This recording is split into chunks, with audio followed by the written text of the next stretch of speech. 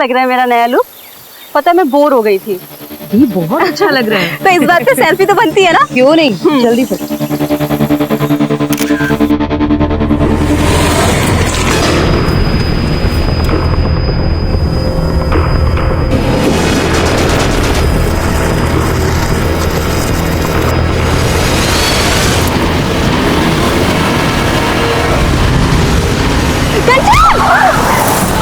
साले अंधे, तुझे दिखाई नहीं देता क्या?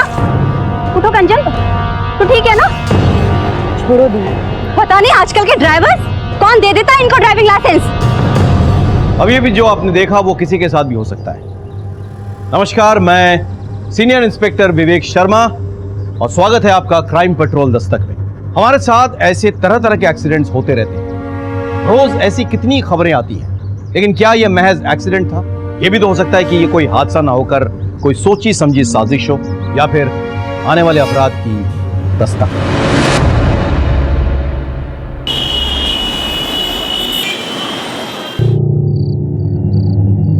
कब आओगे? अरे कानपुर तो जा रहा हूं मैं, 3 दिन में वापस आ जाऊंगा। वो शर्ट मत रख, टाइट हो गई है। जीजू को देखो, रोज सुबह उठकर जॉगिंग करने के लिए जाते हैं।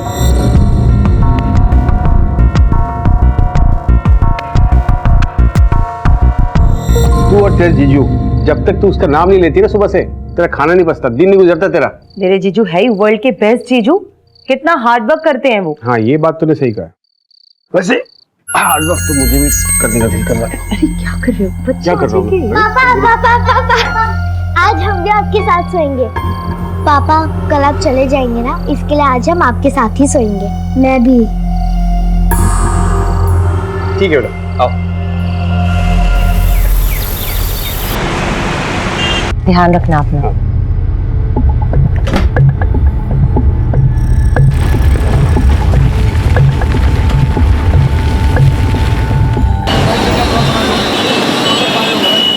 टेस्टी थे ना गोलगप्पे? तुम्हारे साथ सब टेस्ट लगता है। चलो मैं पे करके आती हूँ। भैया 2 प्लेट के कितने हुए? ये लो। Thank you. मम्मी उधर देखो, मौसा जी की कार।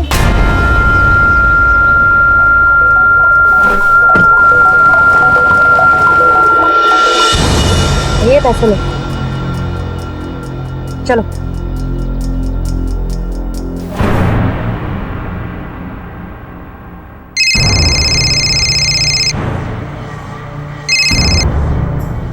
हाँ सुनीता, बोल। कंचन, हम लोग सनशाइन कैफे में बैठे हैं, जल्दी आ जा। चल ठीक है, मैं आती हूँ। आ रही है।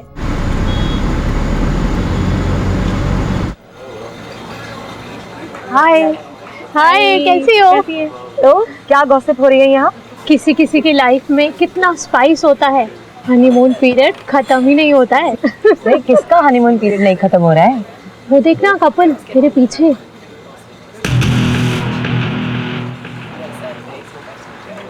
जीजू? वो तेरी दी जीजू है क्या? नहीं नहीं, वो पीछे से देखने में मुझे ऐसा लगा मेरे जीजू हैं। कोई और है। ओके, अच्छा सुनो, मैं चलती हूँ, मुझे बच्चों को ना पिक करना है ट्यूशन। अरे अभी तो आई हो, क्या बैठ रहा हूँ थोड़ा सा? नहीं नहीं, लेट हो रहा है, मैं ना फिर कभी आऊंगी। हाँ अच्छा, तू भी ना। Bye bye.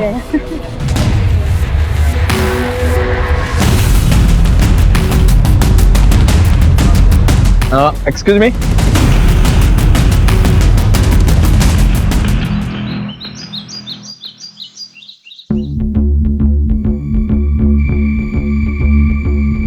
क्या कर रहे हो तुम दोनों? देखने में कि मैं कुछ जरूरी काम कर रही हूँ। मम्मी आप क्या काम कर रही हो? आप तो बस मौसा जी को फोन लगा रही हो ना। लाइन में लगा। अरे क्या कर रही है रिया तू?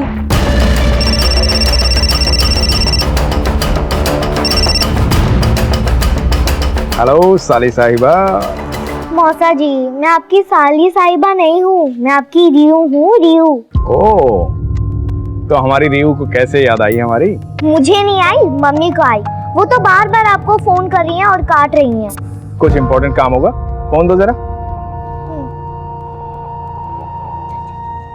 सुना है कोई हमारी याद में बहुत तड़प रहा है। जीजू वो जुबान भी कांप रही है। बहुत मिस कर रही हो क्या? कवल कहाँ है? वो तो बिजनेस ट्रिप के लिए बाहर गए हुए हैं। अच्छा तभी। आ जाऊं? साथ में तुम्हारी बोरिंग दीदी को भी ले आता हूँ, वो बच्चे संभाल लेगी और हम मस्ती करेंगे। वो जीजू, एक्चुअली मुझे आपसे कुछ बहुत जरूरी बात करनी थी। क्या हुआ कंचन को? आओ मैं बात करती हूँ। क्या हुआ तुझे? नहीं दीदी, कुछ नहीं, मैं बाद में बात करती हूँ। हाँ हेलो कंचन, काट दिया। थोड़ी परेशान लग रही थी। चलो ना, चल के देखते हैं। नहीं, मुझे अर्जेंट काम है, मुझे जाना है। तू चली जा। वो मेरी बात सुनती ही कहाँ है? सारी बातें तो वो आपसे शेयर करती हैं, और वैसे भी वर्ल्ड के बेस्ट जीजू जो हो आप। अरे यार अर्जेंट काम है मुझे, तू चली जा। अच्छा सुन, वो डिनर मत बनाना, लेट हो जाऊंगा आने में।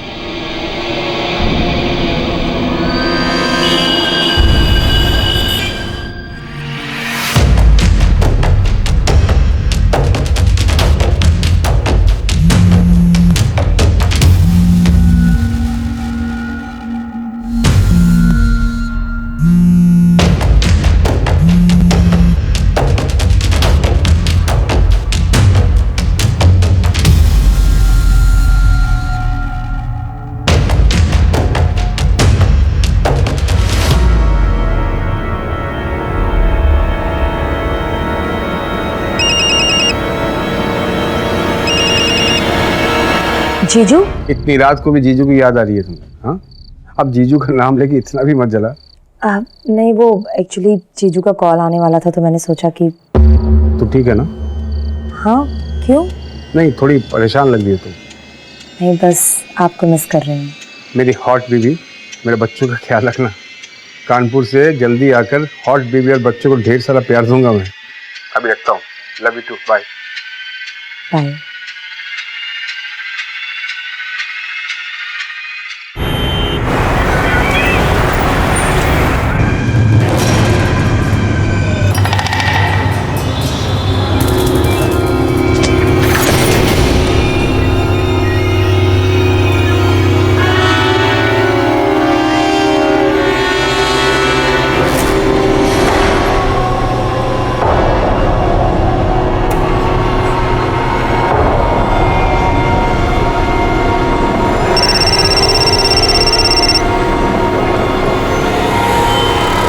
हेलो जीजू, कहाँ हैं आप? ऑफिस में।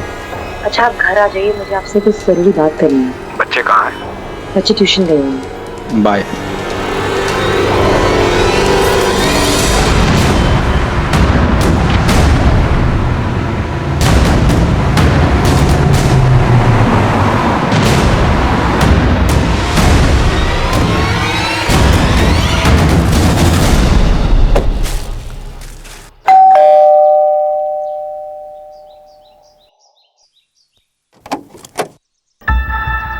प्रीटी प्रीटी फ्लावर्स मेरी प्रीटी प्रीटी साली के लिए।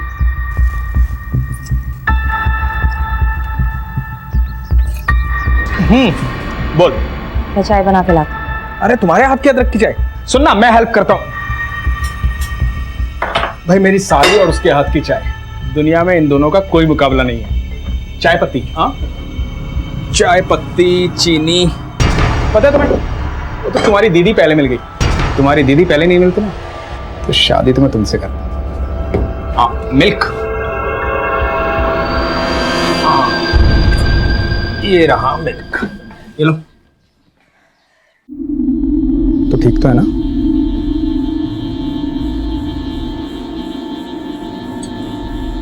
अरे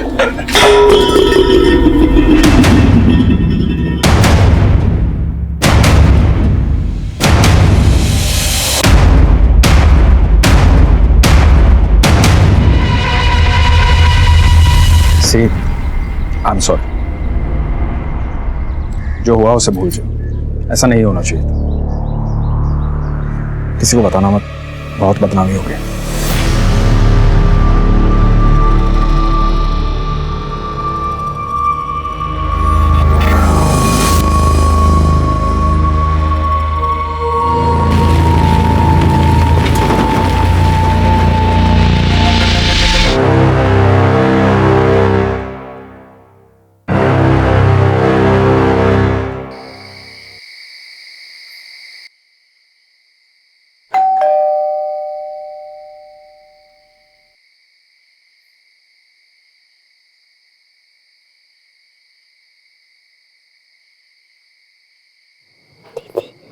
दीदी लगता है डैडी आ गए।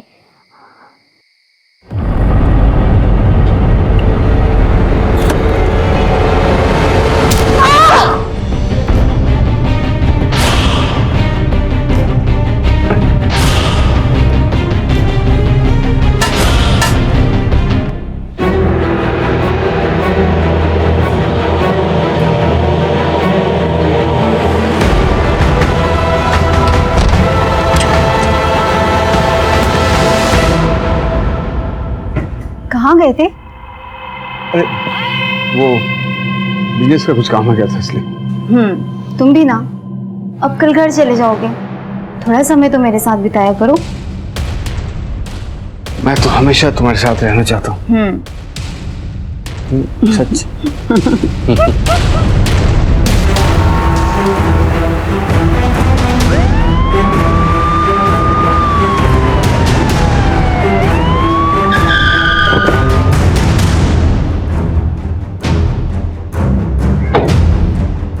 सर, एक औरत और 2 बच्चों की हत्या हुई। हस्बैंड घर पे ही है।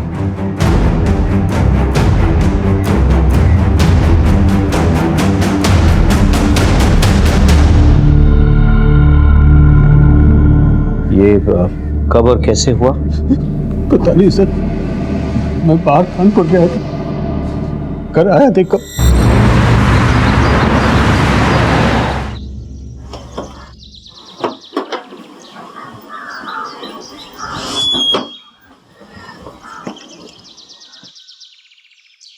सुबह सुबह ही कहाँ चलेगी?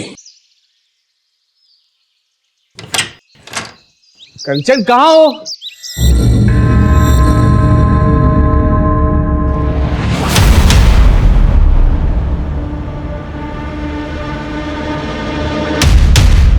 सर, मुझे तो ये रॉबरी का केस लगता है। अलमारी का लॉक तोड़ा गया है, तिजोरी बिल्कुल खाली है, और ये देखिए सर, ब्लड के ट्रेसेस भी तो हैं। तुम्हें तो कह रहे थे कि कोई फोर्स एंट्री नहीं हुई है। जी सर, मैंने चेक किया था, कोई फोर्स एंट्री तो नहीं हुई थी। लेकिन सर, ऐसा भी तो हो सकता है कि कंचन ने बिना देखे दरवाज़ा खोला हो और किलर ने अंदर आते ही तुरंत उस पर अटैक किया हो, क्योंकि जिस तरीके से कंचन की बॉडी नीचे दरवाजे के बिल्कुल पास पड़ी है और ब्लड के ट्रेसेस भी दिख रहे हैं वहाँ, इससे ये बात तो साफ हो जाती है कि किलर ने उसे दरवाजे के आसपास ही कहीं मारा। काम करो, फॉरेंसिक से कहो कि अलमारी से ब्लड सैंपल्स और फिंगरप्रिंट्स कलेक्ट करें। सर, अच्छा, ऊपर वाले अलमारी में कोई कैश ज्वेलरी वगैरह कुछ था क्या? तो 3 लाख रुपए कैश और 3 लाख के गहने भी थे। कुछ भी नहीं। ज्वेलरीज की फोटोग्राफ्स है आपके पास? इनसे ज्वेलरीज की फोटोग्राफ्स कलेक्ट कर लेना। हाँ, टाइम से। विनीत, फॉरेंसिक के बाद तुरंत बॉडी पोस्टमार्टम के लिए भेजो। सर, मैं ये कह रहा था कि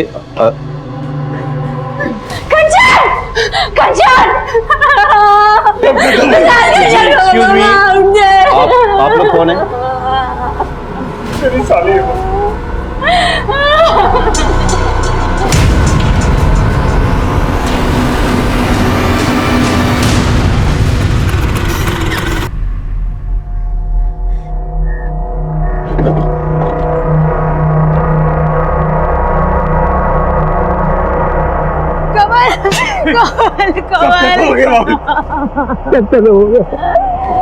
कंचन बच्चे सब मैंने तुझसे कहा था कंचन की कुंडली में दोष है, उसे अकेला मत छोड़ना। तुझे एक बार नहीं मानी। कामिनी, भाभी संभालिए अपने आप को। भाभी भाभी है, नीता भाभी।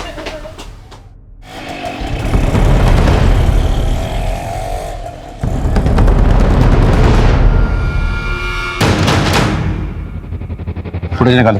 सर, कंचन को अपराध की दस्तक मिली थी, पर उसने नहीं सुनी। जान गंवा बैठी और साथ ही साथ उसके 2 मासूम बच्चे भी मारे गए। इनिशियल इंक्वायरी में हमें फैमिली में कोई प्रॉब्लम नहीं दिखी। हमें लग रहा था कि यह कोई लूटपाट का केस है। ऐसे में कुछ नए एविडेंसेस हमारे हाथ आए।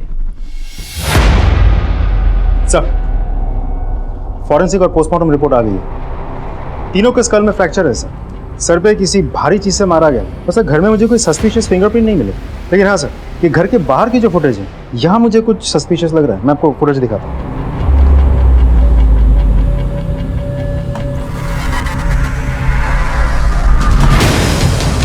दिल्ली की इतनी गर्मी में ये उड़ उड़ के कहाँ जा रहा है?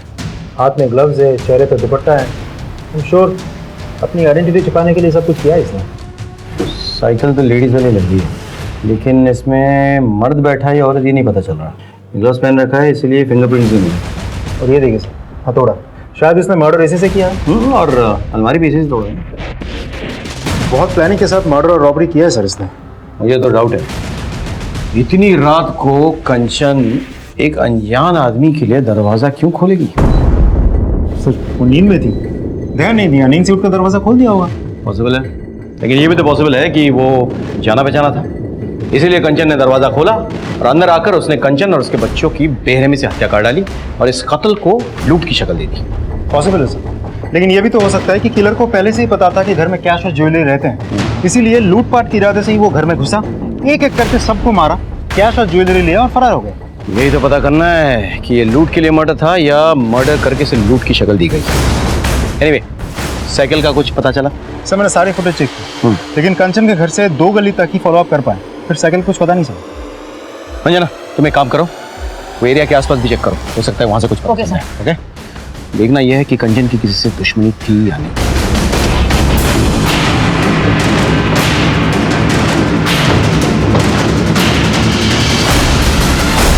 नहीं सर, कंचन की किसी से कोई दुश्मनी नहीं थी सर। उसकी तो कभी किसी से छोटी मोटी लड़ाई भी नहीं हुई सर। सर कुछ कहना? सर कुछ दिन पहले की बात है, मैं और कंचन मार्केट में थे और जब हम मार्केट से घर लौट रहे थे तो तभी एक कार बहुत तेजी से कंचन की तरफ आई।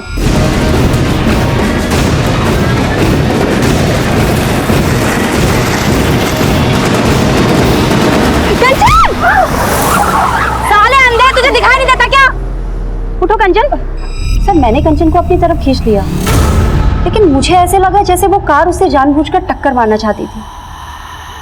ये एग्जैक्टली किस एरिया में हुआ? वसंत कुंज के एरिया में। विनीत सर वसंत कुंज एरिया के सारे सीसीटीवी चेक करो, मुझे फुटेज चाहिए। Thank you so much.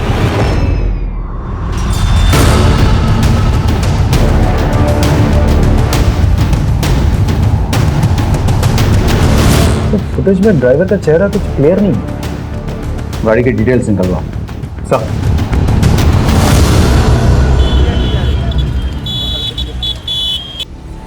Sir हमारी टीम को ग्रेटर कैलाश में एक लवारिस लेडी साइकिल मिली है जो सीसीटीवी फुटेज से बिल्कुल मैच करती है।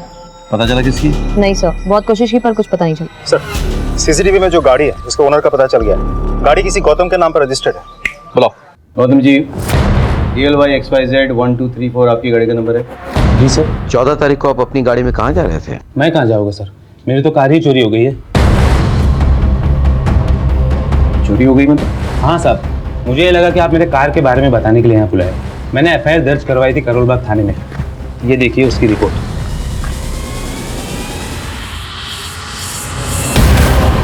11 जुलाई को मेरी कार चोरी हुई थी सर। कुछ पता चला सर? नहीं, अभी कुछ पता नहीं चला है, पता चलते ही आपको खबर कर देंगे। अब जा सकते हैं। ठीक है सर। नहीं, तुम एक काम करो, कंचन के घर के बाहर जो CCTV कैमरा है प्लस आसपास के इलाके में जो भी CCTV कैमरा मिले उसके फुटेज निकलवाओ तुम 1 हफ्ता पहले की। ओके सर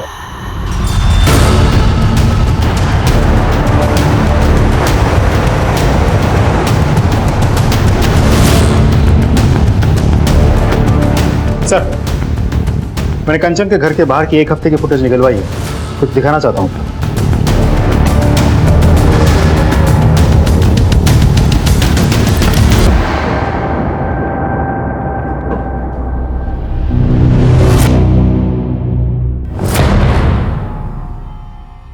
ये तो साफ है कि आप अपनी बहन और अपने पति की जासूसी कर रही थी। सवाल ये उठता है कि क्यों?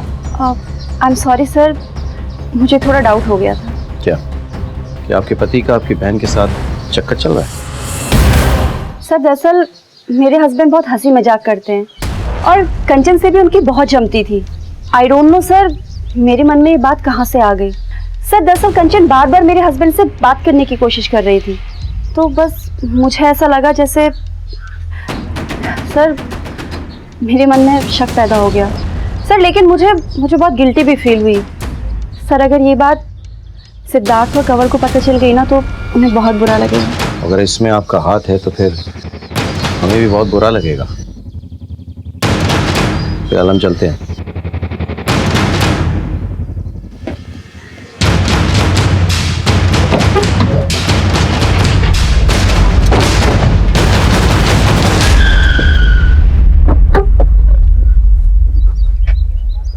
हमने कामिनी पर नजर रखी, उसके कॉल रिकॉर्ड्स निकलवाए, लेकिन वो क्लीन लग रही थी। और भी कई सारे लीड्स हमारे हाथ आए, लेकिन उससे कोई फायदा नहीं हुआ। सारे रास्ते कहीं ना कहीं जाकर बंद हो रहे थे।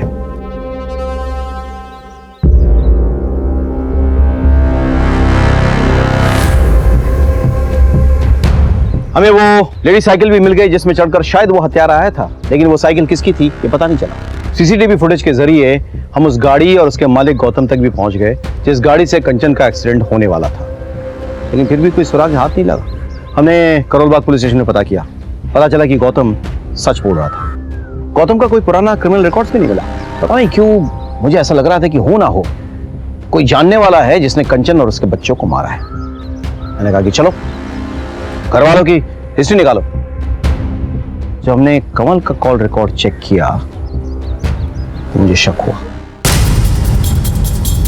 सर हाँ, कंवल की कॉल रिकॉर्ड आ गई। वो कानपुर कभी गया ही नहीं था, यही था दिल्ली में, पहाड़गंज एरिया में।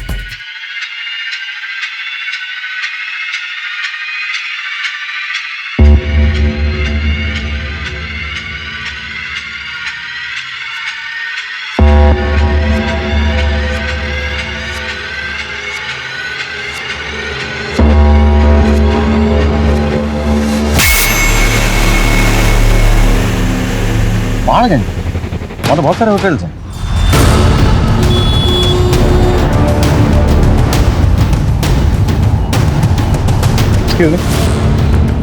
ये फोटो देखिए जरा, कंवल खन्ना आपके होटल में आया था? जी सर, ये और इनकी मिसेज दोनों आए थे। पैसे दिखा। Khanna, mister and Mrs Khanna. CCTV है यहाँ पे? हाँ जी। फुटेज निकाल इस टाइम का।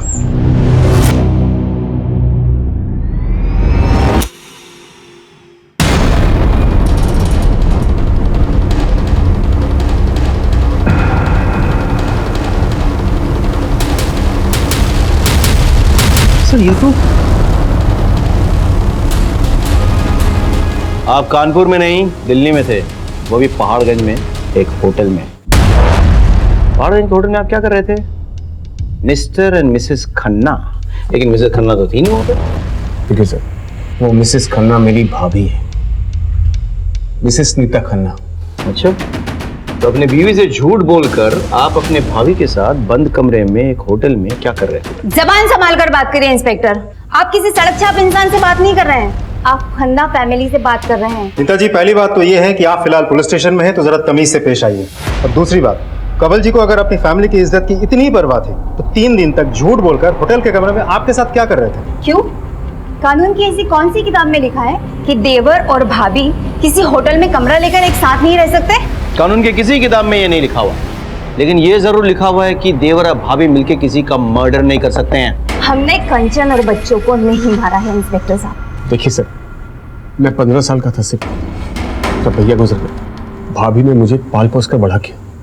मेरे शादी के बाद कंचन को भाभी से प्रॉब्लम्स होने लगे, क्योंकि मॉडर्न सोच की थी और भाभी कुछ पुरानी सोच की। दोनों में इश्यूज होने लगे। भाभी गांव चले गई। कंचन को मेरा भाभी से मिलना जुलना बिल्कुल पसंद नहीं था, लेकिन मैं अपनी जिम्मेदारी से कैसे मुंह फेर लेता सर बताइए आप। इसीलिए मैं छुपकर होटल के कमरे में जाता ताकि इनको मैं घर खर्ची के लिए कुछ पैसे दे सकूं, बस। होटल के कमरे में छुप कर? अगर मैं बंद कमरे में अपनी भाभी से मिलता हूं तो इसमें गलत क्या है सर बताइए? रहने दो कंवल, ये लोग हमारे रिश्ते को नहीं समझेंगे। आज्ञा चाहूंगी, चलो कंवल।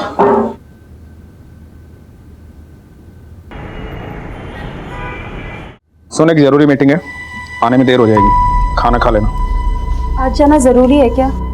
मुझे कुछ अच्छा नहीं लग रहा, प्लीज रुक जाओ। जाना जरूरी नहीं होता तो जाता नहीं। तो एक काम कर, कंवल और नीता भाभी के पास चली जा, उन्हें भी अच्छा लगेगा। कंवल भाई साहब भी बहुत परेशान हैं। एक ही रात में सब कुछ खत्म हो गया। पता नहीं कैसे मैनेज कर रहे होंगे वो। आप एक काम कीजिए, मुझे वहाँ छोड़ दीजिए, और रात को मुझे वहां से पिकअप कर लेना। गाड़ी निकालता हूँ, तो तैयार हो जाओ। ठीक।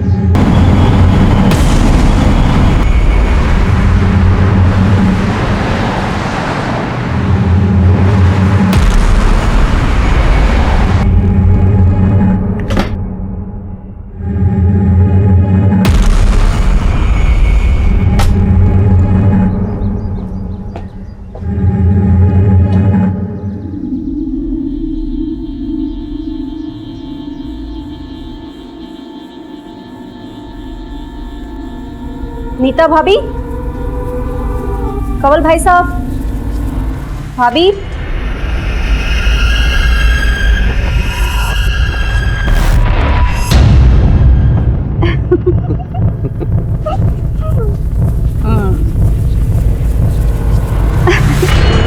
तू क्यों बार बार फोन कर रही थी? कितनी बार कहा था फोन मत कर। घर में इतना बड़ा कांड हुआ है, थोड़े दिन के लिए भूल जा मुझे। फोन मत करना प्लीज। कामनी को इस समय में नहीं छोड़ सकता मैं। छोड़ो, ये क्या है?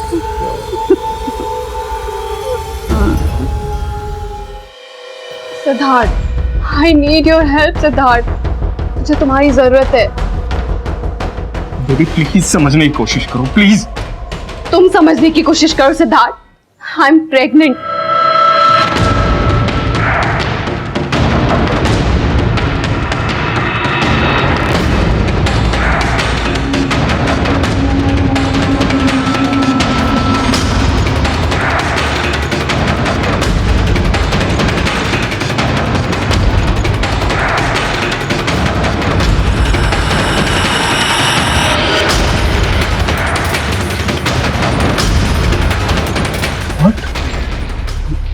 ये कब हुआ? अरे हमने प्रोटेक्शन यूज की थी। कभी कभी प्रोटेक्शन फेल हो जाती है। बेबी मैंने तुम्हें बताया था हमारा कोई फ्यूचर नहीं है। और देखो मैंने बताया था मैं शादीशुदा हूँ। ये सब बताने की जरूरत नहीं है। अरे मैं नहीं बोल रही हूँ कि तुम मुझसे शादी करो या मेरे बच्चे को अडॉप्ट करो। मैं खुद इस बच्चे को नहीं अपनाना चाहती हूँ। मैं अपना करियर स्पॉइल नहीं करना चाहती इस बच्चे के लिए। मैं सिर्फ इतना चाहती हूँ कि तुम मेरे साथ हॉस्पिटल चलो। अगर मैं अकेले जाऊंगी ना सिद्धार्थ, तो ये मेरे लिए बहुत बड़ी एम्बैरेसमेंट होगी। मैं बस तुमसे रिक्वेस्ट कर रही हूँ, बस एक बार ये अबॉर्शन हो जाए ना, उसके बाद देखते हैं हमारे रिलेशनशिप का क्या करना है।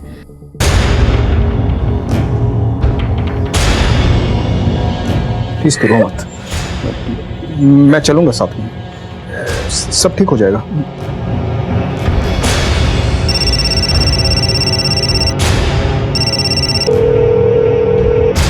ये सिद्धार्थ फोन क्यों नहीं उठा रहे? सिद्धार्थ, मेरी इस हालत में भी तुम्हें तुम्हारी वाइफ की पड़ी हुई है ना? सिद्धार्थ, तुम्हें मेरी कोई फिक्र नहीं है। ऐसा नहीं है बेबी, प्लीज ऐसा नहीं है। फोन उठाओ प्लीज।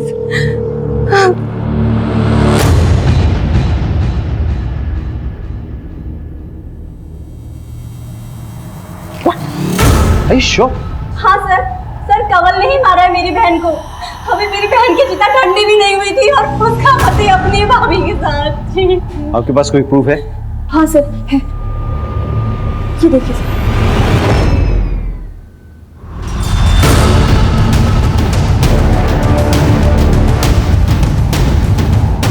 सर, मैंने कुछ नहीं किया सर। तेरे पवित्र रिश्ते की तो पोल खुल गई है। अपने बीवी बच्चों को क्यों मारा ये तू बताएगा या तेरी पूजनीय भाभी? मेरा यकीन कीजिए सर, हमने कुछ नहीं किया।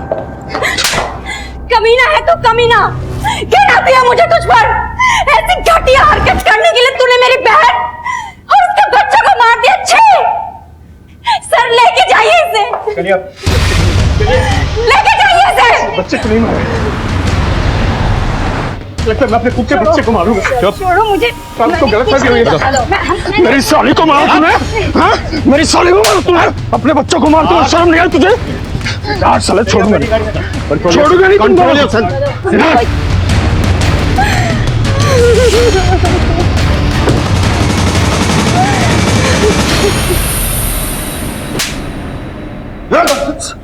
तब तक मारूंगा जब तक सच नहीं बोलेगा। सच मैं सच कह रहा हूँ कि मैंने कुछ नहीं किया सर। अच्छा, मेरी भाभी के साथ मेरा गलत रिश्ता था, लेकिन वो भैया के गुजरने के बाद हमारी नजदीकियां बढ़ गई। तुम भी अब कल घर चले जाओगे, थोड़ा टाइम तो मेरे साथ बिताया करो। मैं तो हमेशा तुम्हारे साथ रहना चाहता हूँ। सच? भरोसा रखो। कमल की शादी हो गई, पर हमें तो एक दूसरे की आदत सी पड़ गई थी। बस हमने तय किया जैसे चल रहा है वैसे चलने देंगे, और हम छिप छिप के मिलने लगे थे। और तेरी बीवी को पता चल गया और तूने अपने बीवी और बच्चों को नहीं सर, सच बोल। सर मेरी बीवी कंचन को कुछ नहीं मालूम था। कंचन को पता भी चलता तो भी मैं इसको नहीं मारता sir. I loved her sir. ये छुप छुप कर मिलने से तंग आ गई होगी ना। और वैसे भी अभी तो तू सिर्फ 40 साल की है ना, अपने देवर के साथ तो लाइफ आराम से सेट कर सकती थी, लेकिन कंचन और उसके बच्चों के रहते तो ये सब कुछ पॉसिबल नहीं था, और इसीलिए तुम दोनों ने मिलकर के कंचन और उसके बच्चों को मार डाला। नहीं, ये गलत है। कमल अपनी पत्नी से बहुत प्यार करता था, दुनिया थी वो उसकी। कंचन एक बहुत अच्छी लड़की थी, मैं उसका घर नहीं तोड़ना चाहती थी। मुझे जो चाहिए था वो मुझे मिल रहा था, फिर मैं उसे क्यों मारूंगी? मर सर, मर। तब तक मर जब तक सच नहीं बोलता, और उसके बाद ही मरते रह। सर, हमारे तमाम कोशिशों के बावजूद कमल और नीता इसी बयान पर टिके रहे कि उन्होंने ये खून नहीं किए। कमल दिल्ली में ही था और उसका अपने भाभी के साथ नाजायज संबंध भी थे, लेकिन हमारे हाथ कोई ऐसा पुख्ता सबूत नहीं लगा जिससे यह साबित हो सके कि उन्होंने ही ये मर्डर किए हैं। इसी बीच हमें एक लीड मिली और आगे बहुत सारे खबरी का फोन आया था। कंचन के घर से जो ज्वेलरी लुटे गए थे वो शाहदरा के पास एक ज्वेलरी शॉप में बेचे गए हैं। उठा लो उस ज्वेलरी को। साहब, हाँ साहब, ये ज्वेलरी तो कल ही खरीदी है मैंने। चोरी का माल ही है, समझ में आया? माफ करना साहब, छोटा दुकान है अपना, छोटे मोटे लोग ही आते रहते हैं यहाँ पे। किसने भेजी थी? 2 लोग आए थे साहब, एक बाहर बाइक पे खड़ा था, एक अंदर आया था ज्वेलरी बेचने। सीसीटीवी है दुकान में? नहीं साहब, सीसीटीवी तो नहीं है। पहचान लोगे दोनों को? हाँ, एक के तो पहचान लेंगे सर। स्केच बनवा दो सर। जाइए इनके साथ।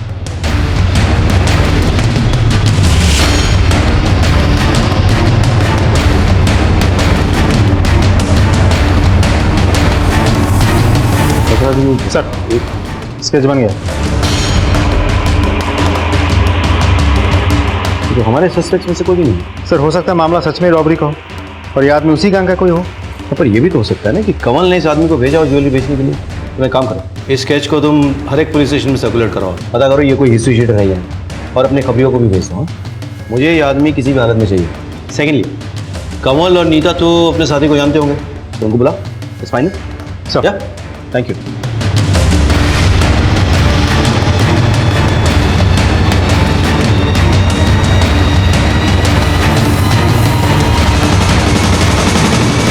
इसे पहचानते हो?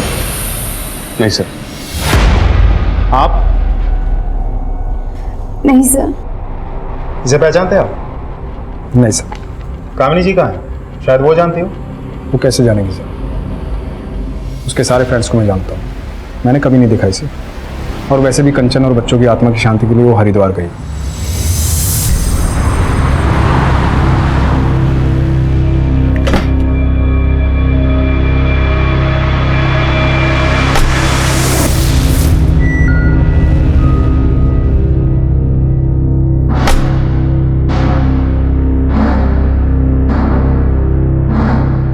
डॉक्टर, मुझे इसका ऑपरेशन करवाना है। हम दोनों बच्चा नहीं चाहते। ये आपकी पत्नी है? नहीं, ये मेरी गर्लफ्रेंड है।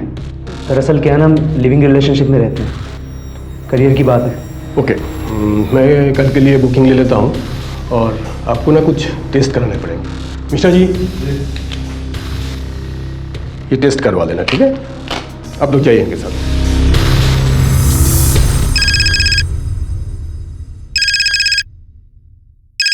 हेलो। हाँ सर, आपने जो स्केच दिया था वो लड़का आया है क्लिनिक में एक लौंडिया लेकर, अच्छा बच्चा गिराने की बात कर रहे हैं। हाँ सर, कल सुबह आएगा फिर। गुड गुड, ठीक है, थैंक यू सो मच।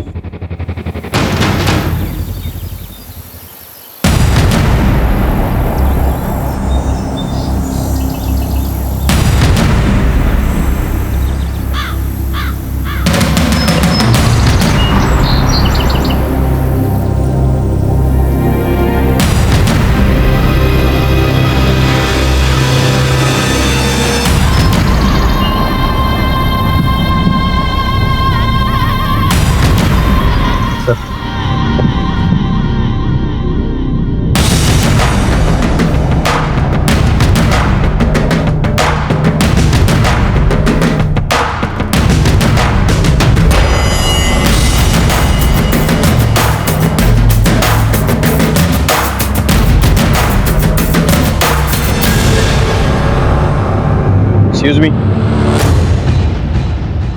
आप दोनों उस गाड़ी में बैठिए। चलिए। सर बात क्या है? चलिए, बाद में बताया जाएगा आपको। चलिए।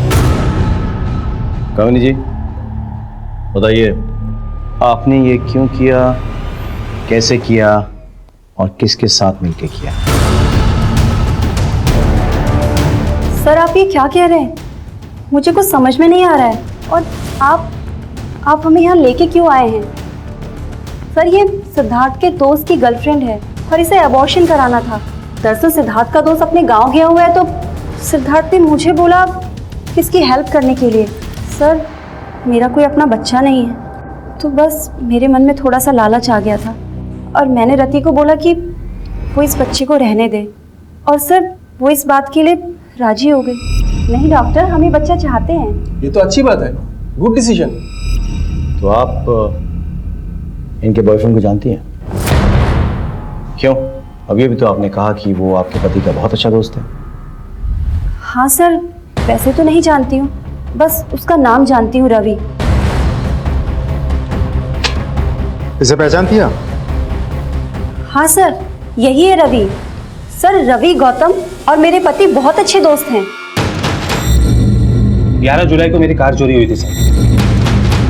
लगता है ये गौतम वही है जिसके कार से एक्सीडेंट हुआ था। सर गौतम तो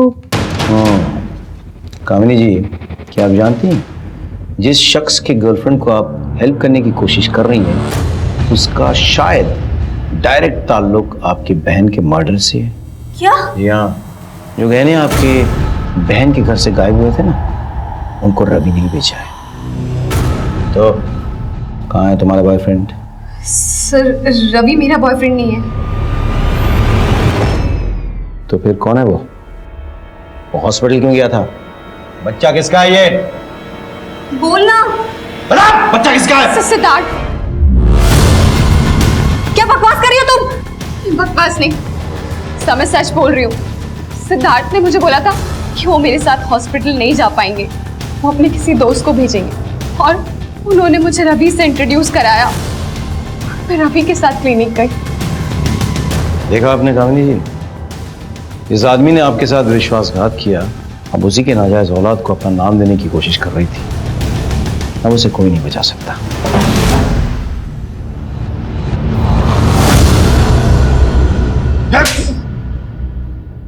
चल। सर कंचन को मेरे और रति के बारे में पता चल गया।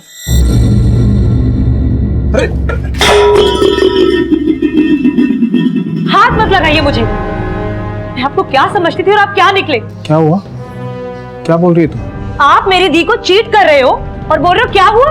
मैंने खुद अपनी आंखों से आपको उस लड़की के साथ देखा है।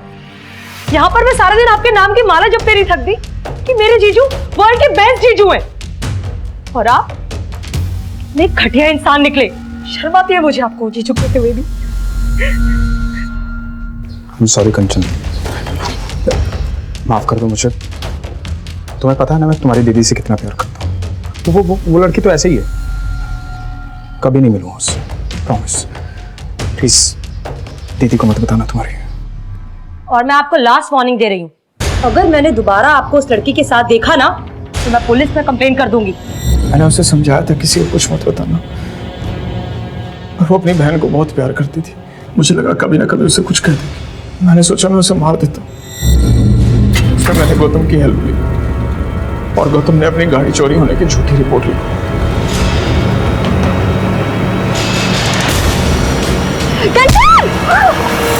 वो बच गई थी सर। मेरी टेंशन और बढ़ गई थी। मुझे लगा कि मुझे खुद उसे मारना होगा। मैंने अपनी बीवी कामनी के कपड़े पहने और मैंने रास्ते से लेडीज साइकिल उठाई और फिर मैं कंचन के घर गया।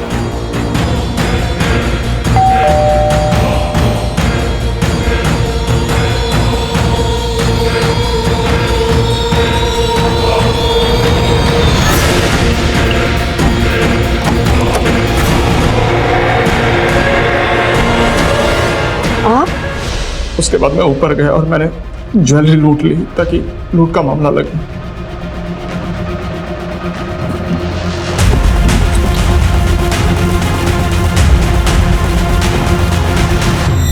मैंने वो सारी ज्वेलरी गौतम और रवि को दे दी और मैं उन्हें कहा था कि इसे बेचना मत, पर वो साले कमीने। वो कमीना है? कमीना तूने उस औरत को मारा जो तुझे इतना मानती थी, इतना भरोसा करती थी, और सिर्फ उस औरत को नहीं, तूने उसके 2 मासूम बच्चों को मार डाला। तुझे तो जो सजा मिले वो भी कम है। तेरे जैसे लोगों के कारण अपनों पर से भरोसा उठ जाता है। विश्वासघात बाहर से नहीं आते हैं, तेरे जैसे घर में पैदा होते हैं।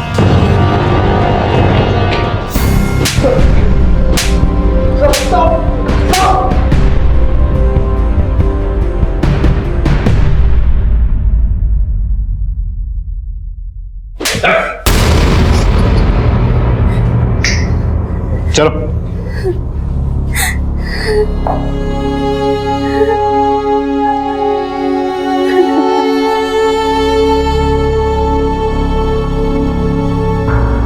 कंचन को अपराध से पहले बार बार दस्तक मिली।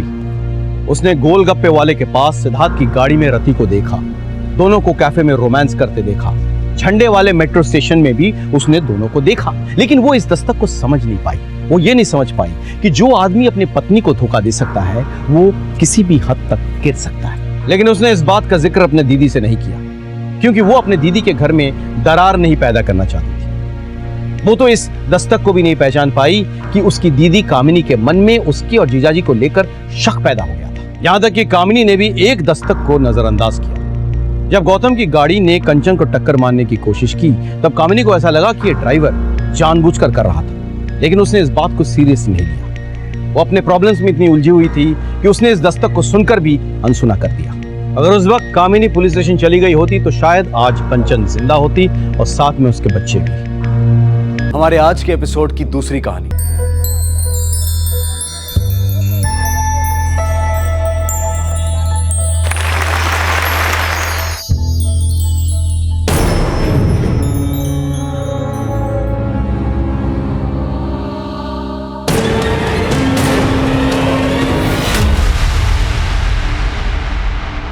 नमस्कार, आदाब। क्राइम पेट्रोल दस्तक में आपका स्वागत है। 4 अगस्त 2017 मास किलिंग का एक ऐसा हैरत अंगेज केस मेरे पास आया जिसे देखकर सब चौंक गए। एक घटना के 3 दिन पहले अपराध दस्तक पे दस्तक दे रहा था, लेकिन इस केस से जुड़ा हर एक शख्स एक ऐसे चक्रव्यूह में फंसता चला गया जिससे निकलना बहुत मुश्किल था। 2 पहलवानों के बीच कांटे की टक्कर देखिए। अरे पूरी तालियों से और सीटियों से अखाड़ा का मैदान गूंज उठा है।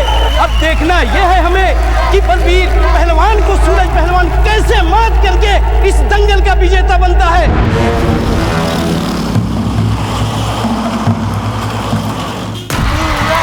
ये देखिए सूरज पहलवान बलबीर पहलवान पर हावी होते हुए।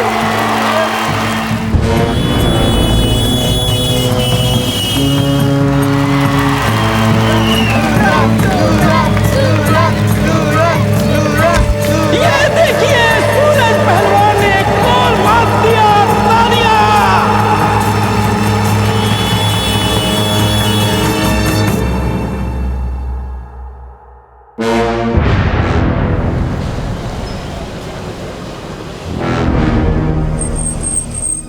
ये क्या गुप्ता जी, ये कौन सा धमाल की? हमारे मंच पर शिवप्रकाश मिश्रा को बुला दिए। अरे पूरनमल जी, हम नहीं बुलाए हैं, ये तो खुदे आ गए।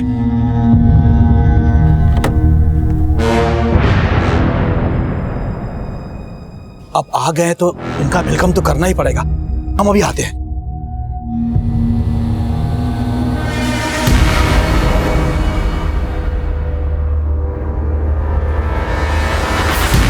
प्रणाम। प्रणाम भैया जी। प्रणाम। आप यहाँ आकर सबको चौंका दिए भैया जी। वो हमारे बिट्टी बिटिया दंगल देखना चाहती है। लेकिन भैया जी वो दंगल तो खत्म हो गया। क्या खत्म हो गया बे? हाँ? दिखता नहीं है भाई जी आए हैं। जा फिर से शुरू करवा।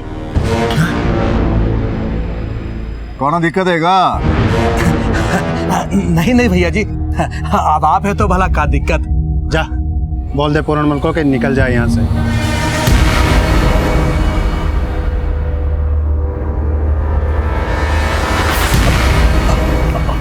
पूरनमल जी देखिए, बहुत ही बड़ा धर्म संकट आन पड़ा है। देखिए हम आ जाएंगे रात को आपके घर, हमको भिगा भिगा के मारिएगा, पर कृपया अभी आप लौट जाइए। आइए भैया, आइए भैया जी, आइए आइए आइए आइए।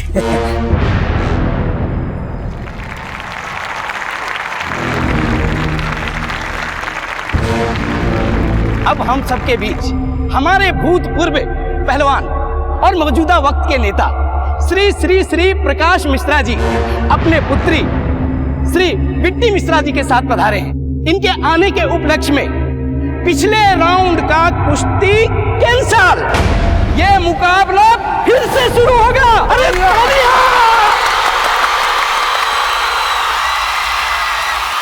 मुकाबला फिर से शुरू।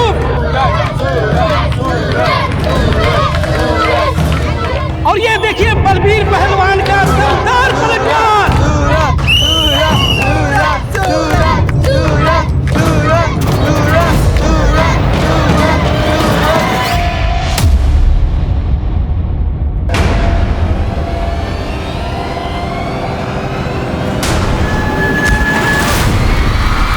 सूरज पहलवान ढेर और बलबीर पहलवान की जीत।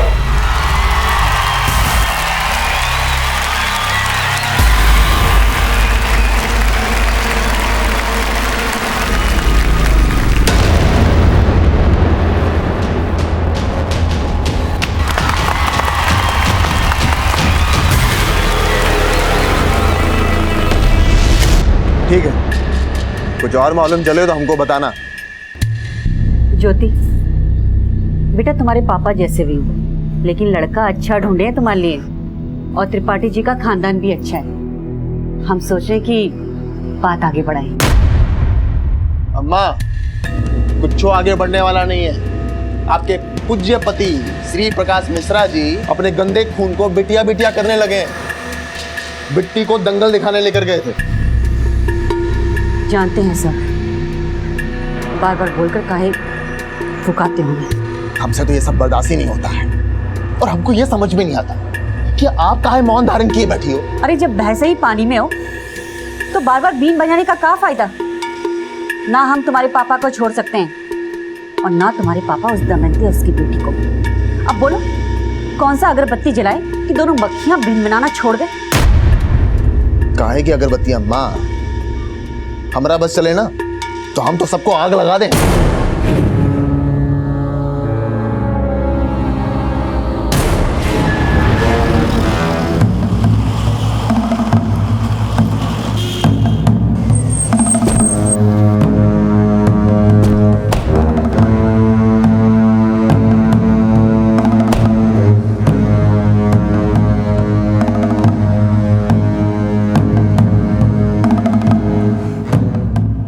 ज्योति, अंदर आना, जरा बात करनी है।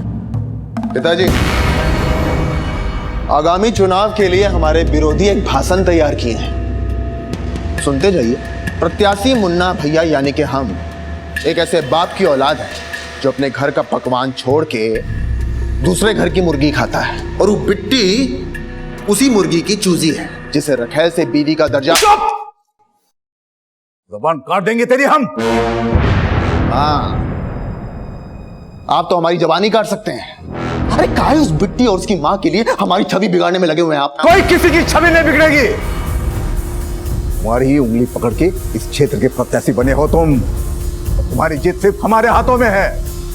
सिर्फ चुनाव में जीतने के लिए तुम्हारे अंदर ये आग नहीं लगी है, तेरे अंदर कोयला सुलगाने वाला कोई और है। हमारी मान ज्योति के साथ साथ बिट्टी को भी बहन मान ले, मानना पड़ेगा। हमारे साथ ये राजनीति ना खेलो तुम, वरना ना ही नेता रहोगे, ना ही अभिनेता बन के भाषण कर पाओगे। बेटी,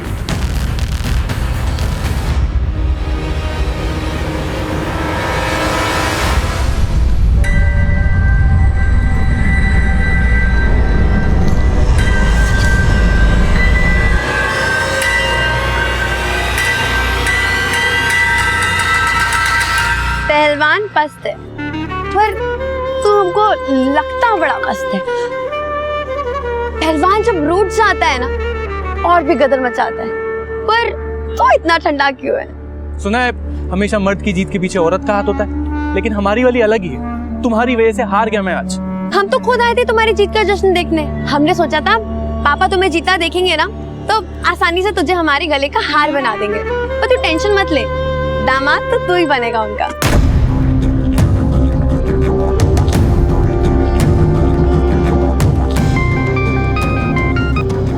हाँ बोल, क्या बात कर रहे थे? वो लड़का तुम्हें पसंद आया? हाँ, वो माँ ने बोला। अपनी माँ की नहीं, अपनी बात करो। भैया जी,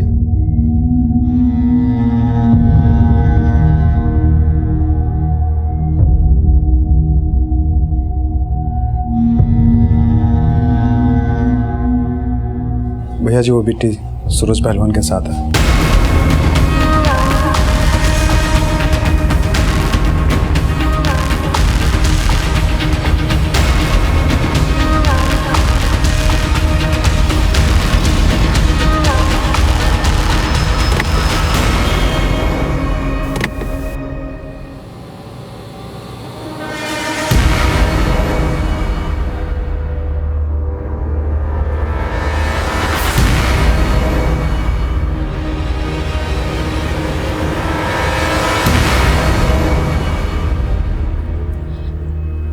क्या हुआ? बिट्टी कहाँ है?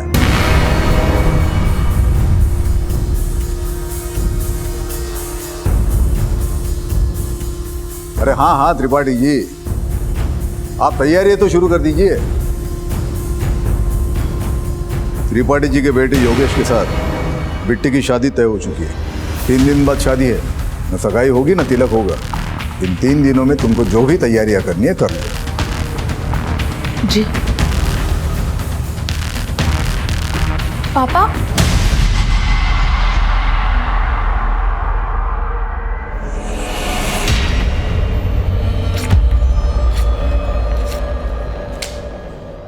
अब ज्योति की तस्वीर अपने दिलो दिमाग से निकाल दे और बिट्टी को बचा ले। 3 दिन बाद में शादी है, तैयारी शुरू कर दो। 3 दिन में? अरे 3 दिन में ये सब कैसे होगा? माँ जी, सोने की चिड़िया पिंजरे फंसी है। 3 दिन बाद क्या, 3 घंटे बाद भी शादी होना तो कर लेनी चाहिए। क्यों बाबूजी, कपड़े सारे रेडीमेड खरीद लेंगे और घोड़ी बाजे वाले को दुगना दाम भी दिया ना तो भी फायदा है अपना।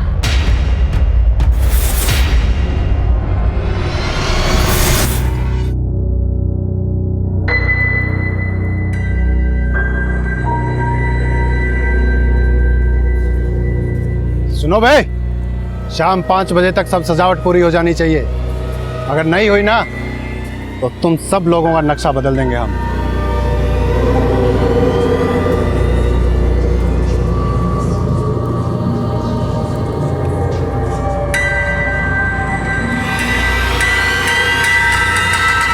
अम्मा वो हमारे जख्म पे नमक मिर्ची छिड़क रहे हैं। ज्योति का दिल तोड़ के हमारे घर से वो बिट्टी का ब्याह हो रहा है।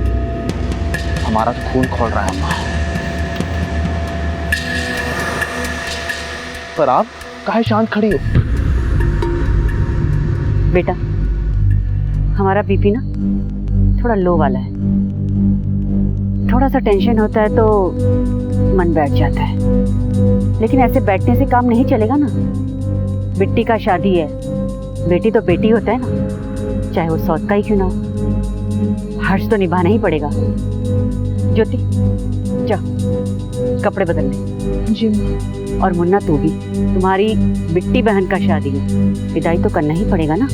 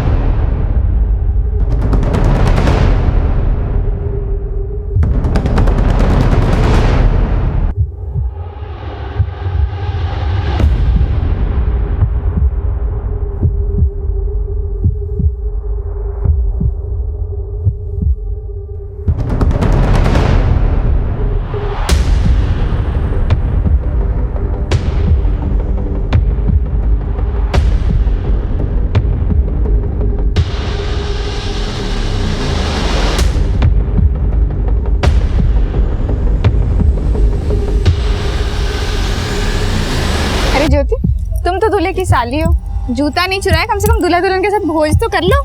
नहीं भाभी रहने अरे दीजिए। बैठो। मैं अभी आती हूँ। ज्योति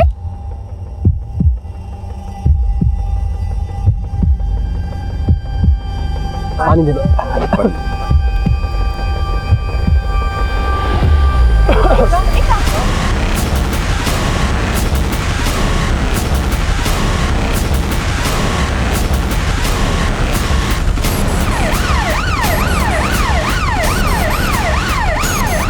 डॉक्टर साहब बहुत सारे पेशेंट्स हैं, 4 एम्बुलेंस पीछे और आ रही है। जल्दी से इमरजेंसी स्टाफ को बुला।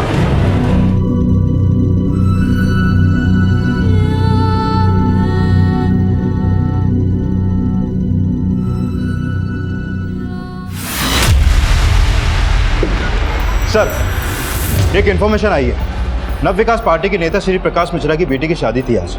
शादी का खाना खाकर कई लोग हॉस्पिटलाइज हो गए थे। दूल्हा दुल्हन को तो डेड डिक्लेयर कर दिया गया है, लेकिन कई लोग अभी भी सीरियस कंडीशन में।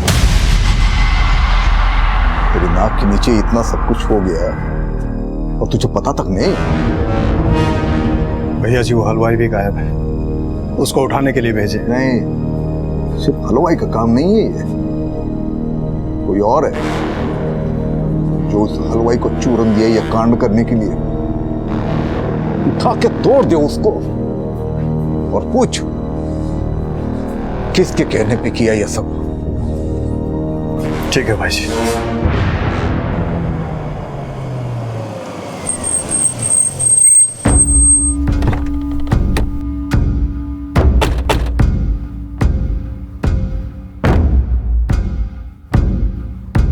सर, पहले मुझे लगा कि शायद ये फूड पॉइजनिंग का केस है, लेकिन 80 से ज्यादा लोग यहाँ पर हॉस्पिटल में एक एक करके भर्ती हो गए जो शादी का खाना खा के बेहोश हुए हैं। पॉसिबिलिटी खाने में जहर मिला। हाँ, हो सकता है। धीरज, फौरन शादी के वेन्यू पे जा और सारा का सारा खाना जो है ना फॉरेंसिक टेस्ट के लिए भेजो। Okay sir. दूल्हा दुल्हन की पूरी फैमिली को खत्म करने की कोशिश की गई है। बहुत बड़ी कॉन्स्पिरेसी लगती है। क्या मुन्ना भैया भी गायब हैं? बाद में कॉल करते हैं। श्री प्रकाश मिश्रा जी से बात करनी है। देखिए साहब, आप हमसे बात कीजिए, हम उनके पीए। हमें फैमिली मेंबर्स से बात करनी है। साहब, मैं दूल्हे का फादर हूँ। दूल्हा दुल्हन के साथ साथ मेरी बेटी और उनके 2 बच्चे भी। साहब, मेरी बेटी के अलावा हमारे और 2 रिश्तेदार भी, लड़के वालों की ओर से और हमारी ओर से बहुत से रिश्तेदार। जी माफ करना, अब हम बात करने की स्थिति में नहीं है। हम आपकी तकलीफ समझ सकते हैं, लेकिन आपको किसी पे कोई शक? हमने कहा ना, इस वक्त हम कोई बात नहीं करना चाहते।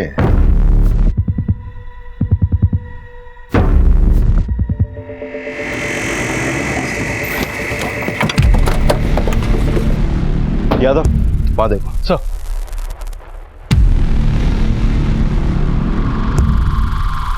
ये सारा खाना फॉरेंसिक के लिए भेजो, कुछ भी छूटना नहीं चाहिए। सर, यहाँ पे सभी लोग हलवाई को ब्लेम कर रहे हैं। जैसे ही लोग बेहोश होना स्टार्ट हुए, हलवाई और उसके कारीगर यहाँ से भाग गए। अंदर चेक कर दो।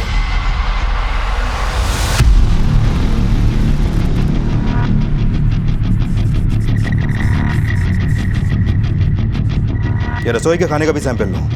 सर, उधर एक आदमी बेहोश पड़ा है। ये देखिए सर। पीछे।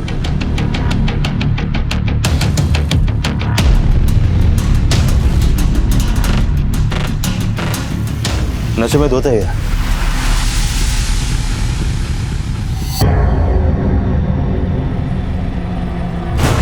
ये है कौन? मुन्ना?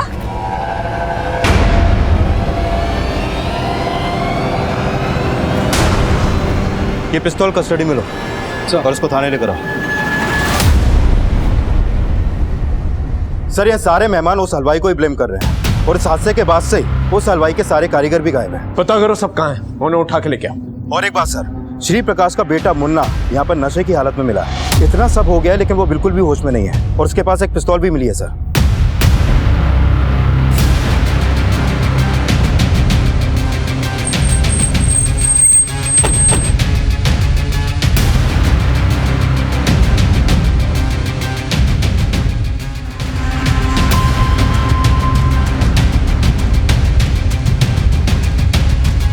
जिन की मौत हुई है उनकी बॉडी पोस्टमार्टम के लिए भेज दो। सर। हाँ बोलो। सर, मैं यहाँ हलवाई के घर आया तो यहाँ पर कोई नहीं मिला, और इस हलवाई के घर में तोड़फोड़ भी हुई है। ऐसा लगता है कि जैसे इस हलवाई को किसी ने पर्पसली गायब कर दिया हो सकता है श्री प्रकाश के आदमियों ने उसे मारा पीटा और बदला लेने के लिए उसे गायब करवा दिया। तभी श्री प्रकाश जो है किसी पर शक जाहिर नहीं कर रहा है। उस हलवाई के कर्मचारियों से बात करना, पूछना जरा कि किसने मारपीट की है वहां पर। Okay sir.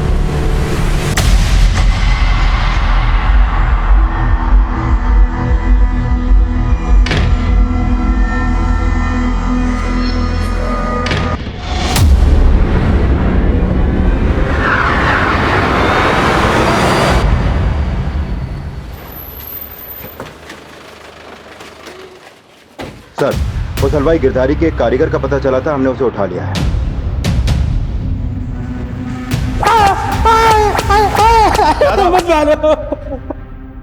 गिरधारी कहाँ है? हमको सच में नहीं पता साहब। खाना खा के जब सब गिरने लगे तो गिरधारी भैया हमको खुद बोले कि भाग जाओ, इसीलिए भाग गए थे। आपको खाने में कुछ गड़बड़ लग रही है, सब उल्टियां करने निकलो यहाँ से। क्या करना, भाग जल्दी, भाग, निकाल। खाने में जहर गिरधारी नहीं मिलाया था ना? हमको नहीं पता साहब। तुम लोगों ने खाना बनाया और तुमको ही नहीं मालूम? बनाया था साहब, परोसा नहीं था। बीच में किसी ने कुछ कर दिया तो हमको क्या पता साहब। किसी और ने नहीं, गिरधारी नहीं किया है, और तुम लोग उसके साथ मिले हुए हो, और अब गिरधारी फरार है। बोल, गिरधारी का है? हमको नहीं पता साहब। नहीं मालूम? नहीं पता। तोड़ो से। नहीं साहब, हमको नहीं पता साहब, नहीं पता साहब।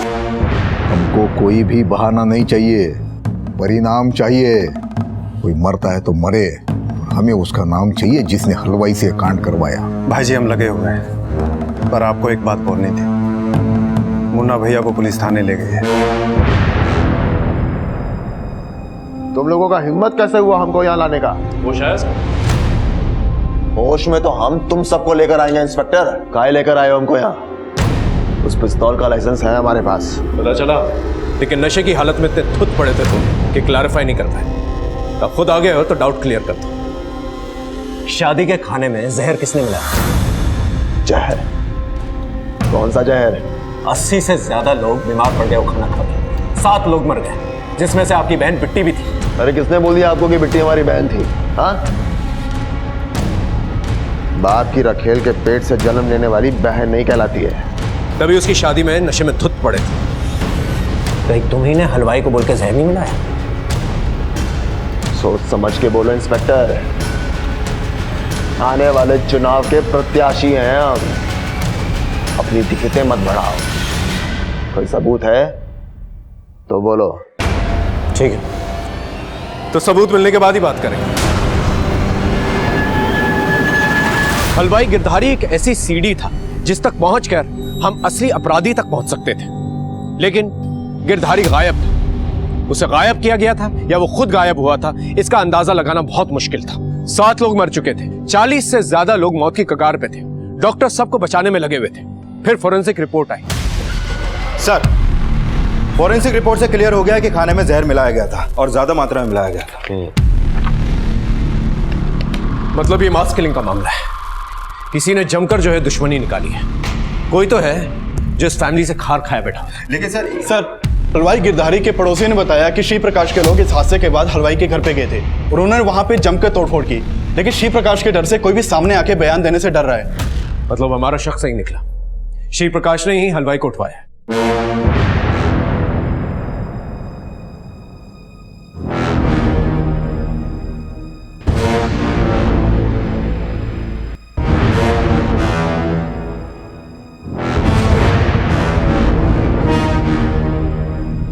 पता करो श्री प्रकाश गिरधारी को कहां पर छिपा के रख सकता है, और श्री प्रकाश के दुश्मनों को भी पता करो जो ये कांड कर सकता है। Okay sir. सर, इसमें शादी में आने वाले हर मेहमान की डिटेल्स लिखी हुई हैं। इसके अलावा बैंड वाला, डेकोरेटर्स, हेल्पर्स और शादी के वीडियोग्राफर, फोटोग्राफर को थाने बुला लिया गया है। शादी में मौजूद सभी वर्कर्स और मेहमानों से हम पूछताछ कर रहे थे।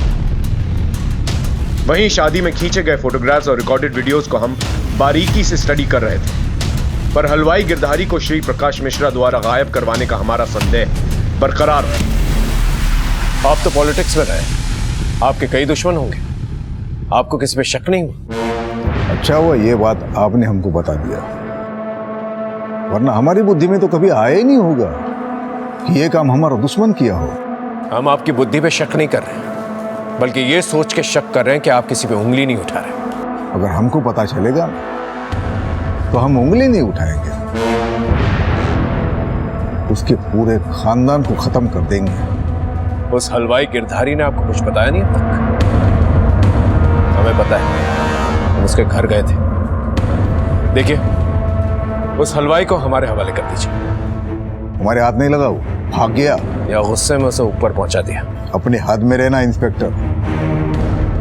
अगर छानबीन करने का इतना ही शौक है तो पता करके बताओ गिरधारी कहां छुपा हुआ है।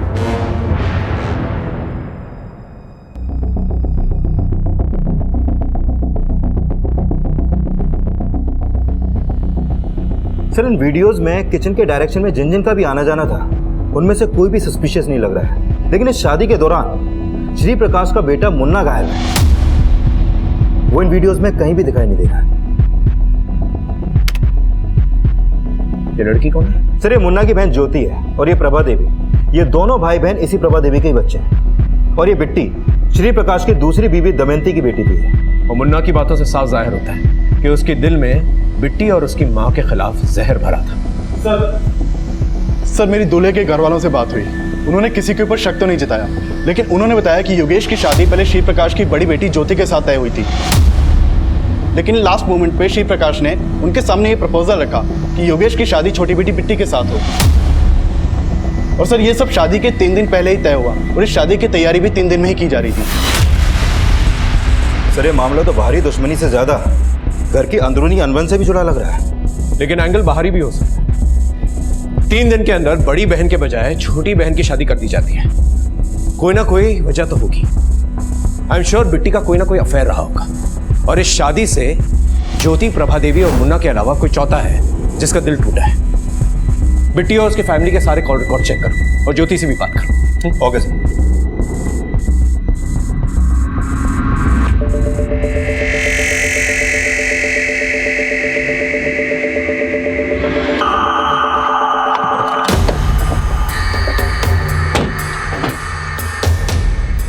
हमें प्रभा देवी और उसकी बेटी ज्योति से मिलना है। आइए सर। ये सच है कि ज्योति की शादी पहले योगेश से होने वाली थी? सर, शादी कहाँ होने वाला था? हम तो केवल ज्योति का फोटो भेजे थे त्रिपाठी जी को, तो त्रिपाठी जी ने भी लड़के का फोटो भेजा था। लेकिन ज्योति को लड़का पसंद नहीं आया, तो इसके पिताजी ने बिट्टी का बात चला दिया। तो आप योगेश से शादी नहीं करना चाहती थी? हमें ज्योति से अकेले में कुछ बात करनी है। कहाँ पूछना है आपको? हमसे पूछिए। शादी का वीडियो देखकर आ रहे हैं हम। शादी में तो तुम थे नहीं, इसलिए तुमसे बाद में बात करेंगे। बाद में कहा है? अभी सुन लीजिए। हम उस दिन अंदर बैठ के पी रहे थे और वो बिट्टी हमारी बहन नहीं है, तो हम काहे उसकी शादी अटेंड करते? हाँ? और शायद तुम भी बिट्टी को अपनी बहन नहीं मानती थी, इसलिए उसकी शादी का भोज भी नहीं किया और खाना शुरू होने से पहले ही वहां से गायब हो गए। इतना सब कुछ बड़ा सोच समझ के किया है ना आप तीनों ने? क्या सोच समझ के किया है? आप कहना चाहते हैं कि हमने सबको खाने में जहर मिला के खिला दिया? हो भी सकता है। सबूत है आपके पास? नहीं ना? जाइए और उस हलवाई गिरधारी को ढूंढ के दिखाइए, तब मानेंगे हम। गिरधारी को ढूंढना हमारे लिए एक चैलेंज बन गया और हम मुन्ना और श्री प्रकाश मिश्रा के एक एक आदमी को खंगाल रहे थे। और हमें यह भी शक था कि गिरधारी को गायब नहीं बल्कि उसे मारा गया। और इसी बीच पोस्टमार्टम रिपोर्ट आई। सर, ये बिट्टी और योगेश समेत सभी 7 लोगों की पोस्टमार्टम रिपोर्ट। इन सभी की मौत जहर मिला खाना खाने से ही हुई थी और इन सभी की बॉडी में काफी मात्रा में जहर पाया गया। सर, जहर किस टाइप का था, कुछ पता चला? सर, मेरी लैब में बात हुई थी। डॉक्टर्स लगातार स्टडी कर रहे हैं, लेकिन फिगर आउट नहीं हो पा रहा है कि किस तरह का जहर खाने में मिलाया गया था। फाइनल रिपोर्ट आने तक हमें वेट करना पड़ेगा सर। वो हलवाई गिरधारी का कुछ पता चला? कोई लीड? नहीं सर, अभी तक तो नहीं। समझ में नहीं आ रहा है कि गिरधारी को मार के उसके परिवार समेत कहीं पे गायब कर दिया गया है या फिर उसको छुपाकर कहीं पे रखा गया है। अभी तक उसका कोई लीड नहीं मिल पा रहा है। फिर भी हमने उसका फोन नंबर और उसके फोन का IMEI नंबर सर्विलांस पे डाल दिया। हो सकता है वो कहीं पे छुपा बैठा हो। सर मैंने बिट्टी के कॉल रिकॉर्ड चेक किए, उसमें एक नंबर सस्पिशियस मिला है। किसका नंबर है? सर, ये नंबर सूरज पांडे के नाम पे पिपरी गांव के एड्रेस पर रजिस्टर्ड है। सर बिट्टी और सूरज दोनों में काफी बातें होती थी और शादी वाली रात से ही ये नंबर बंद है।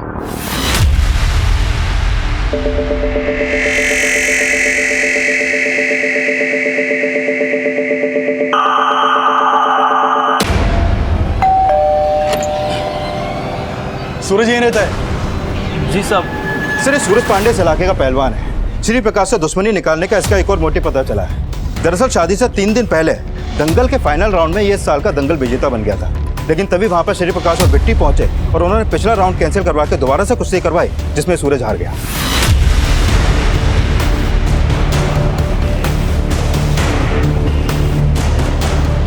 सूरज, तुमको थाने चलना होगा। लेकिन सर इसकी हालत तो देखिए आप। तुमने बताया कि पहले दंगल में चीफ गेस्ट पूरन बना, फिर ऑर्गेनाइजर्स ने लास्ट मोमेंट पे उसे हटाकर श्री प्रकाश को चीफ गेस्ट बना दिया। हाँ सर, श्री प्रकाश का इस पूरनमल से भी 36 का आंकड़ा है। पहले ये दोनों एक ही पार्टी में थे, लेकिन बाद में श्री प्रकाश ने पूरनमल को पार्टी से निकलवा दिया था और तब से ये पूरनमल श्री प्रकाश से खार खाए बैठा है। सर, सूरज को ले आए हैं। चलो। हम और बिट्टी एक दूसरे से प्यार करते थे, ये भी सच है, हम एक दूसरे से शादी करना चाहते थे, लेकिन बिट्टी का बाप उसकी शादी कहीं और करवा रहा था। और यही बात तुझे रास नहीं आई कि प्यार उसने तुझसे किया और शादी अपने बाप की मर्जी से करनी थी। सर आप कहना क्या चाहते हैं? वजह एक और भी हो सकती है कि इस साल दंगल जीतकर भी तो हार गया श्री प्रकाश की वजह से, और उस रात श्री प्रकाश के घर के पास तेरा फोन एक्टिवेट हुआ था। क्या कांड करने गया था वहां पर? सर आपको मेरी हालत देख के ऐसा लगता है कि मैं वहां कांड करने गया था? सर मैं वहां बिट्टी को आखिरी बार देखने के लिए गया था।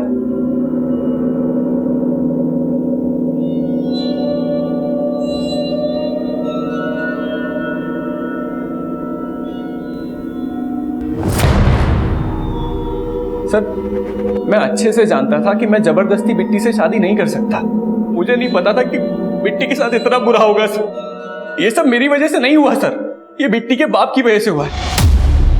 उसके एक नहीं कई दुश्मन पल रहे थे, उसी में से किसी एक ने बिट्टी और उसके बाप से बदला लिया है सर।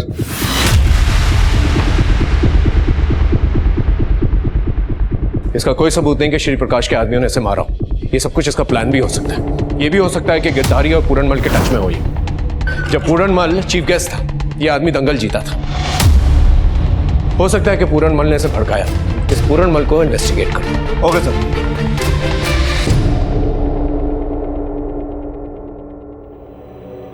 माँ, हम ये फैसला नहीं मानने वाले। हम उसे से ही शादी करेंगे जिससे हम प्यार करते हैं। बगावत करने की सोचना भी मत, नहीं तो वो तेरे साथ मुझे भी काट देंगे।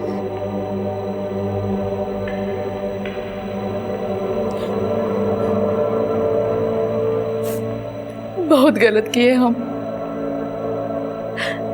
अगर हम उससे शादी करने की जबरदस्ती नहीं किए होते तो आज वो ना तो शादी होती और ना ही वो। दमयंती, हमने तो अच्छा ही सोचा था उसका। उसका?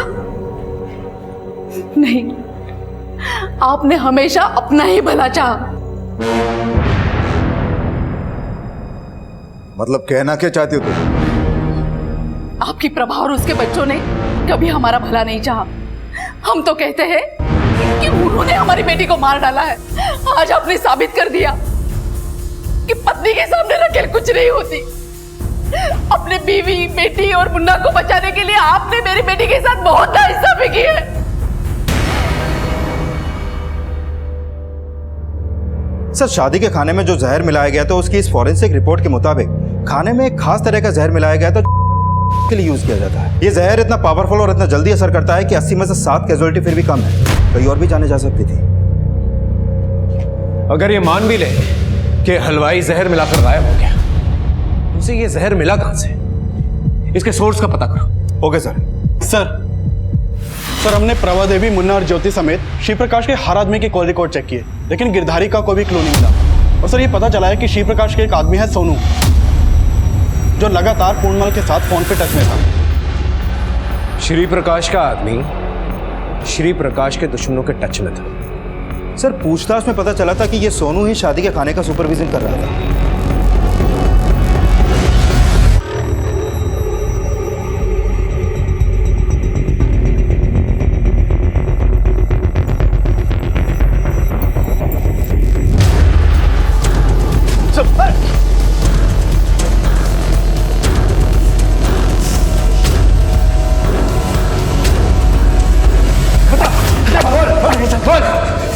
साहब पूरन मल से पैसे लेके भैया जी से गद्दारी कर रहा था, लेकिन साहब मेरा इस खून में कोई हाथ नहीं साहब। गिरधारी का है वो भी मिला हुआ है ना तेरे और पूरनमल के साथ? नहीं साहब, गिरधारी को मैं जानता भी नहीं साहब। साहब भैया जी का सेक्रेट इन्फॉर्मेशन से लेके पूरनमल को दे देता था बस। आप अच्छी तरह से तोड़ो ऐसे, नहीं बोलेगा ये। पुलिस सोनू को भी उठाए है और पता चला है कि वो पूरनमल को बहुते फोन घुमाया था। सर सोनू को बहुत तोड़ा लेकिन कुछ भी उगल नहीं रहा है। सर ये पूरनमल भी गायब है।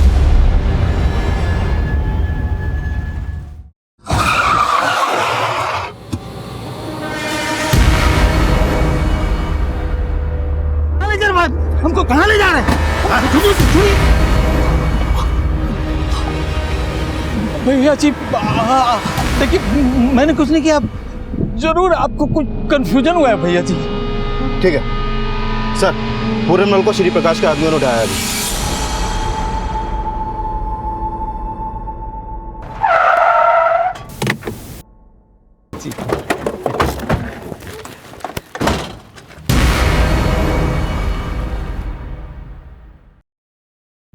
आपको अगवा करके लाया गया है यहाँ पर। अगवा?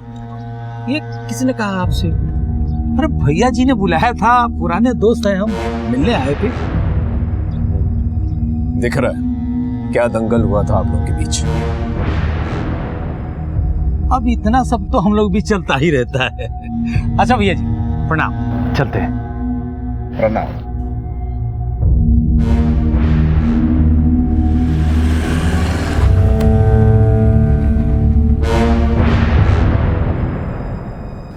पूरनमल को हमने उठवाया, थोड़ी पूछताछ की, टटोला उसको। हमें मालूम पड़ा कि ये काम उसका नहीं है। हमारे खिलाफ कोई कंप्लेंट नहीं करेगा, डरता है हमसे। पर उस सोनू को मत छोड़िएगा। आपको क्या लगता है हम आपके हिसाब से काम करेंगे? आपने आपके हिसाब से क्या कर लिया अब तक? बोलो किसने किया कांड? हमारे हिसाब से तो सारा कांड जो है आपके बेटे मुन्ना ने किया। देखिए मुन्ना हमारा बेटा है, हमारा खून है, और हमारे खून में इतना छिछोरापन नहीं जो पीठ पीछे वार करे। तो मुन्ना को कुछ करना होता तो गोलियां चला दो, धमाका कर देता वो।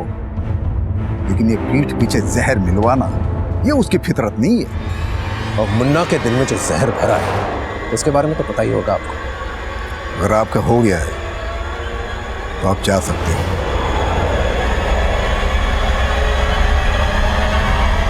प्रणाम।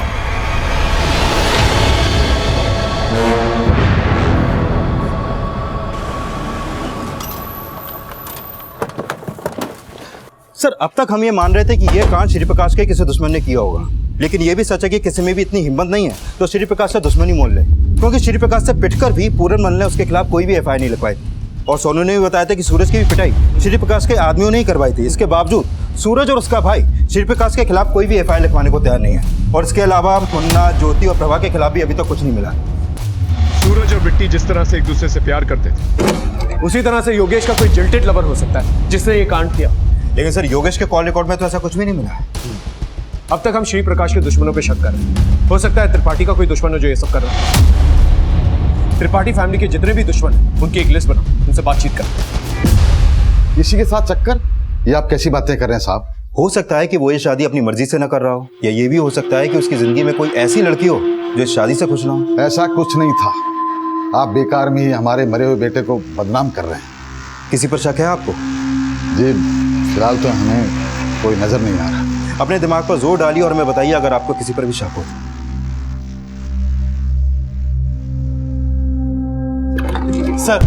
सर अभी अभी गिरधारी के फोन का IMEI एक्टिव हुआ है और उसने अपने फोन में एक दूसरे नंबर का सिम कार्ड भी डाला है जिससे उसने कॉल किया है। पता करो वो नंबर किसका है और गिरधारी का फोन जिस लोकेशन पे एक्टिवेट हुआ है ना उस लोकेशन को ट्रेस करो और एक टीम लेके जाओ। हो सकता है गिरधारी ना मिले वहां पर, सिर्फ उसका फोन मिले। ये सब कुछ हमें भटकाने के लिए भी किया जा सकता है। हमने कहीं ना कहीं ये मान लिया था कि गिरधारी को गायब ही नहीं, उसको मरवा भी दिया गया होगा। लेकिन जब हमने गिरधारी का फोन का लोकेशन ट्रेस किया तो हमारा अनुमान गलत साबित हुआ। हाँ बोल। हमने खाने में जहर नहीं मिला है साहब, हमारा भरोसा करो साहब। फिर क्यों भागा था वहां से?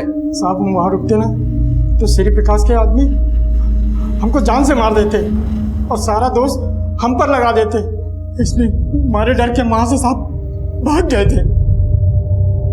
लेकिन शादी की रात एक औरत खाने के मंडप के पास बार बार चक्कर लगा रही थी। सर, उमाशंकर त्रिपाठी के परिवार से जुड़ी कुछ बातें पता चली हैं। उमाशंकर के बड़े बेटे पंकज की बीवी संगीता दहना गांव के रहने वाली है और पता चला है कि दहना गांव में, और सर ये भी पता चला है कि शादी से एक दिन पहले संगीता का भाई मुकेश उससे मिला।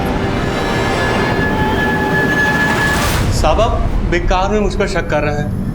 मैं तो शादी में भी नहीं गया था, तो खाने में जहर कैसे मिलाऊंगा? सर झूठ मत बोलो, हमें सब पता चल गया कि तेरी बहन का अपने ससुराल से रिश्ता कैसा है। बोल सच क्या है? बोल! ये कैसी बात कर रहे हो साहब? थोड़ी बहुत अनबन तो हर परिवार में होती है, हमारा कोई ऐसा झगड़ा नहीं था। ज्यादा चालाक बनने की कोशिश मत करो। तुम्हारे भाई ने हमें सब कुछ बता दिया और उस हलवाई ने भी तुम्हें पहचान लिया है कि पंडाल के आसपास तुम ही दिखी थी। साहब शादी की रात एक औरत खाने के मंडप के पास बार बार चक्कर लगा रही थी। उसने तुम्हारी फोटो आइडेंटिफाई की है। अब बोलो।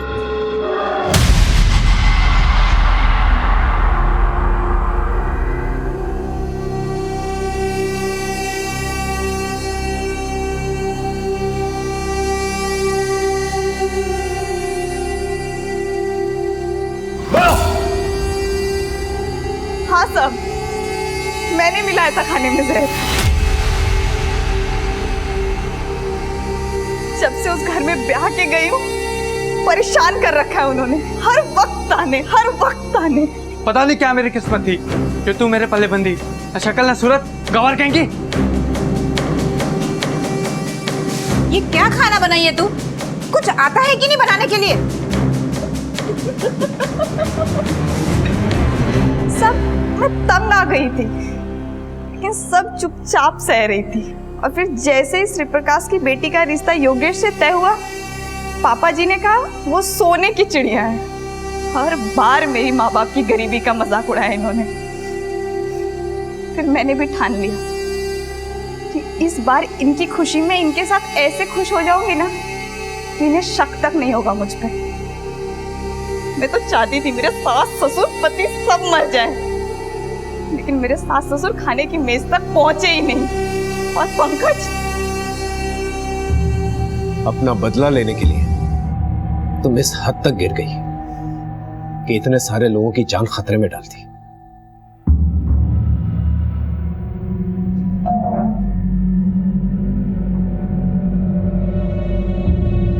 त्रिपाठी परिवार हमेशा यह समझता रहा कि संगीता का ताने सुनना उसकी कमजोरी थी, लेकिन शादी के वक्त जब संगीता ने बढ़ चढ़कर हिस्सा लिया, हंसी खुशी, ये एक ऐसी दस्तक थी जिसे त्रिपाठी परिवार भांप नहीं पाया।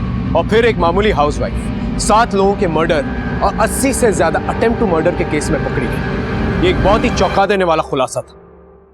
फिर मिलेंगे एक नए केस के साथ। तब तक देखते रहिए क्राइम पेट्रोल दस्तक, क्योंकि मकसद बताना नहीं, बचाना है। क्राइम पेट्रोल के और भी दिलचस्प कहानी देखने के लिए हमारे चैनल को सब्सक्राइब करें और बेल आइकॉन दबाना न भूलें।